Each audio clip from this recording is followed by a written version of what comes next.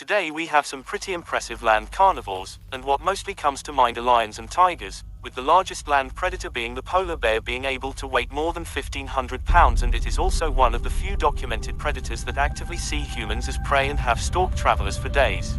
Now don't get me wrong, these carnivores are impressive, but they could never compare to the prehistoric terrestrial mammalian monsters from the past. We will be listing the top 5 largest mammalian carnivores of the past, and one of them was so terrifying it prevented our ancestors from crossing the land bridge.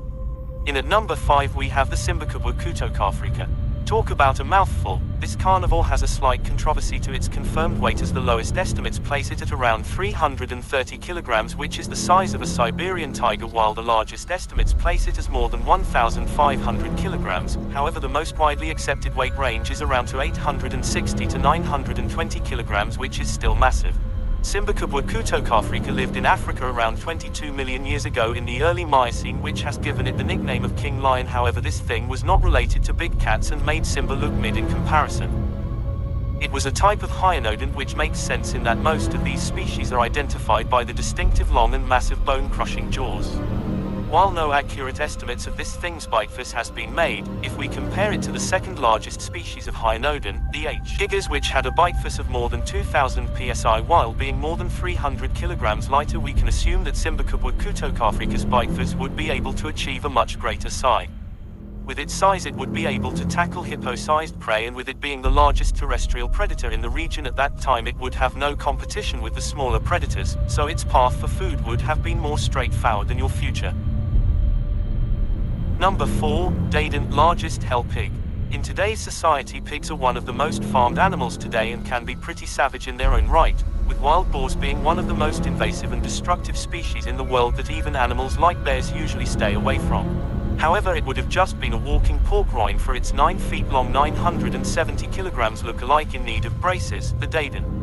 Daden was a species of prehistoric mammal that was the largest member of a group known as entelodonts, who scientists have nicknamed the hell pigs, although that isn't really true since they are much more closely related to hippos.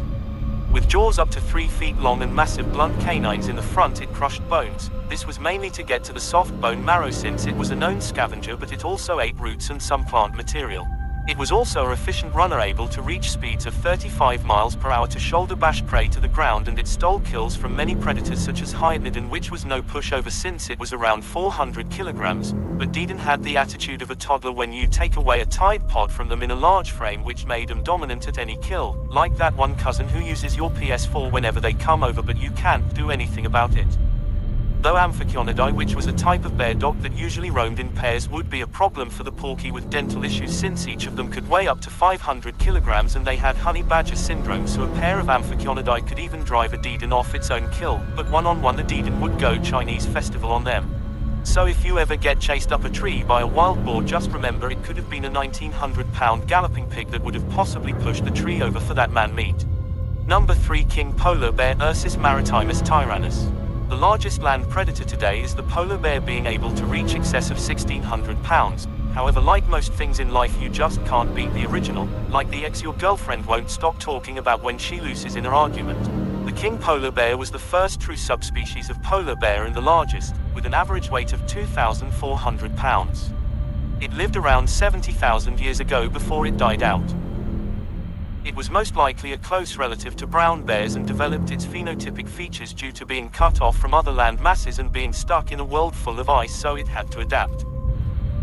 Like modern polar bears, it would have preyed on seals, beluga whales and walruses. However, unlike modern polar bears who do poorly in summer due to their main diets going away, the king polar bear would still hunt when the snow has melted. Things such as caribou and other ungulates were fair game.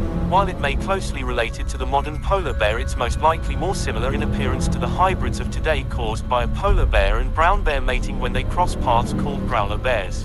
If some of today's polar bears see humans as active food and stalk them for days, then the king would just be the Grim Reaper of the Arctic.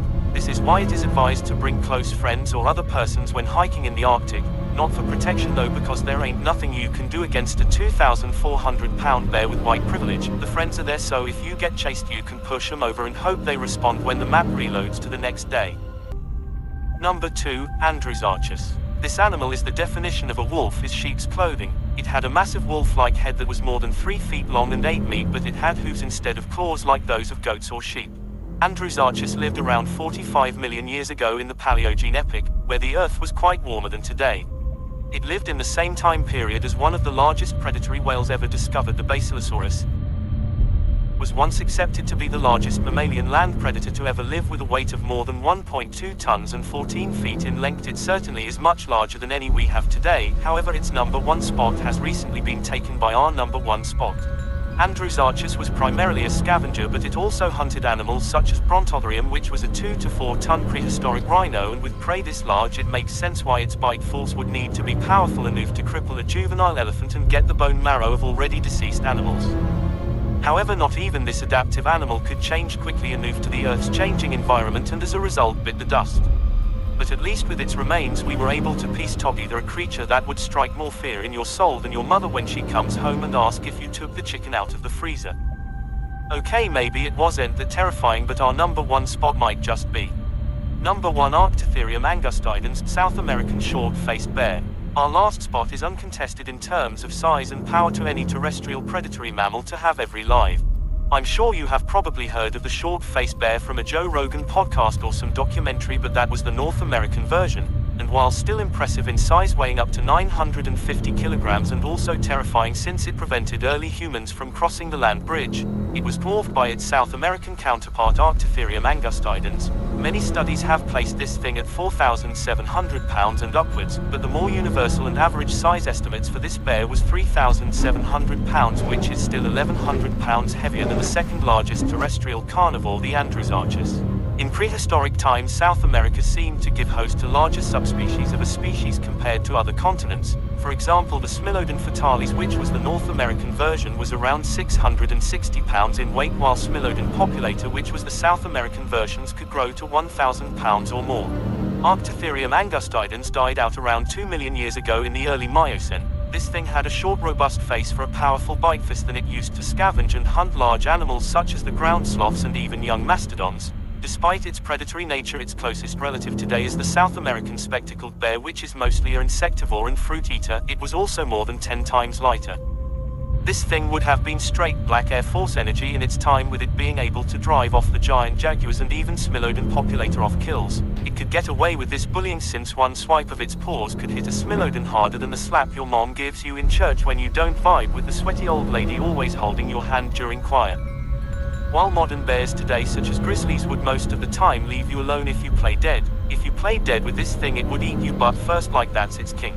So as much as we complain about things such as lions and tigers killing people every year, just be glad that there isn't a horse-sized sheep with the head of a wolf that would sprint towards you like your ex filing for child support, or a 4,000-pound bear that could withstand a double-barrel shotgun in close range, so even if you shoot the skin off its face you're still going to meet Jehovah that day.